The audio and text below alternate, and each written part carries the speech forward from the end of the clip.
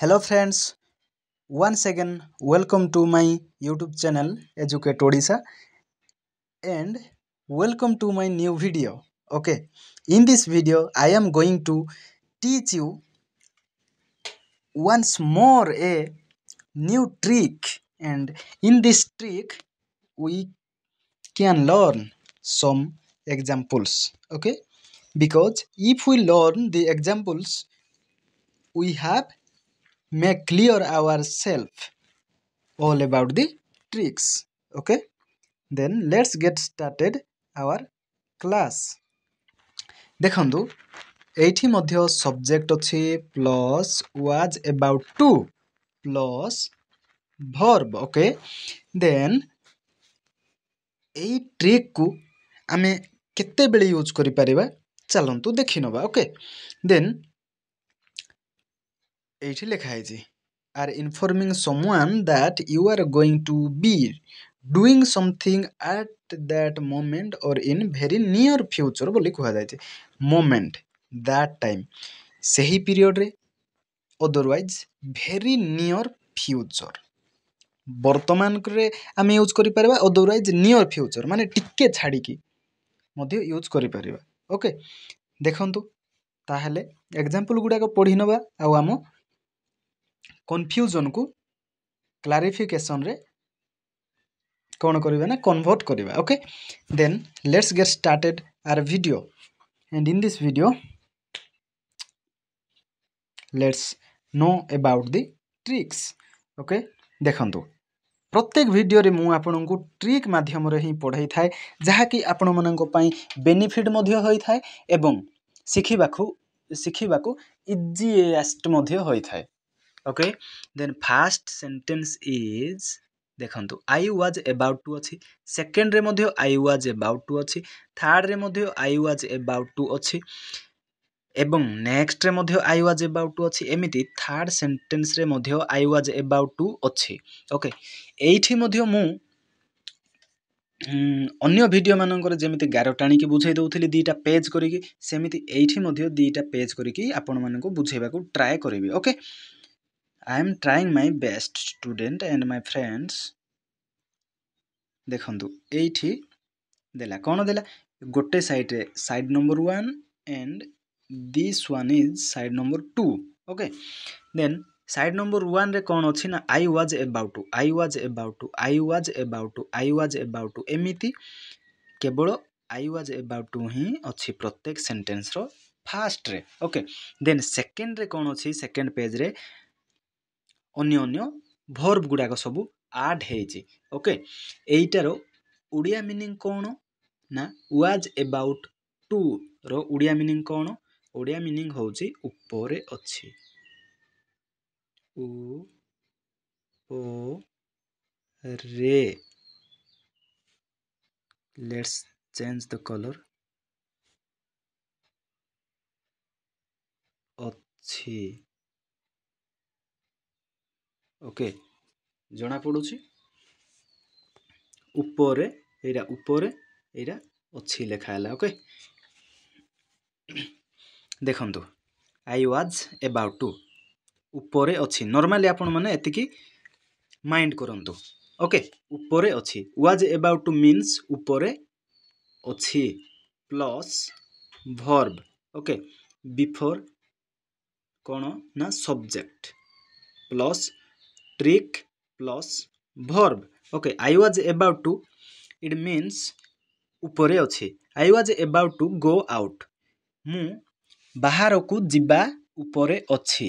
Okay, आपण माने बुझी जाइथिबे ट्रिकटा. देखंतु then next is I was about to go to dinner, मु डिनर करिबा ऊपर अच्छी. Then next one is I was about to go to bed, मु बेड को जिबा ऊपर अच्छी बा सोइबा ऊपर अच्छी. Then next is I was about to go to work, मु काम को जिबा ऊपर अच्छी. Then next is I was about to say the same thing. Okay, मु सेम थिंग कहिबा ऊपर अच्छी, एका कथा कहिबा ऊपर अच्छी बा एका कथा କହିବା ଉପରେ ଥିଲି okay then next is I was about to call you मु तुमको कॉल करबा उपरे थिली एठी वाज अछि सेटा पई थिली मध्य यूज करि परिबा आ अछि मध्य यूज करि परिबा देखंतु जेमिति एठारे just a minute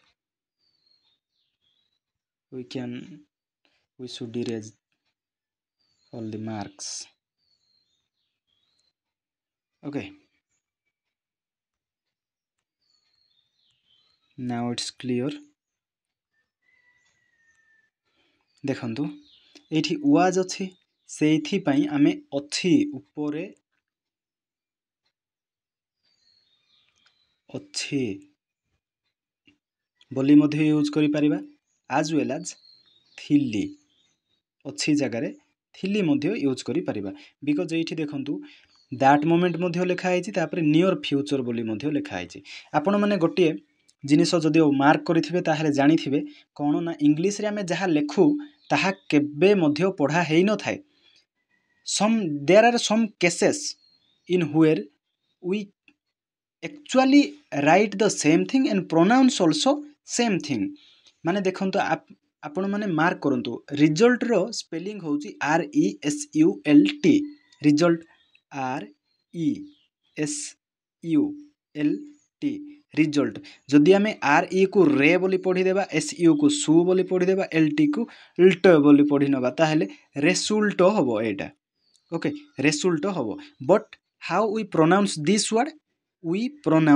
word result माने आमे यहा को प्रोनाउंस करूछे कोन बोली ना रिजल्ट बोली प्रोनाउंस करूछे रिजल्ट बोली तो प्रोनाउंस करूनु ना एही परी ही इंग्लिश रे गोटे आमे लेखिबा गोटे किंतु पढ़िबा गोटे सेही परी ट्रिक रे जहा अछि केवल जो सेटा ही होबो ताहा माने नाही it may be any other things okay ताहले आपण माने बुझी जाइथिबे वाज अछि सेथि पई आमे थिली एठी थिली बोली मध्य यूज करि परिबा आ अछि बोली मध्य यूज करि परिबा okay then next is I was about to send you an email मु तम पाखो गोटे ईमेल पठेबा उपरे थिली then next is I was about to mow my grass okay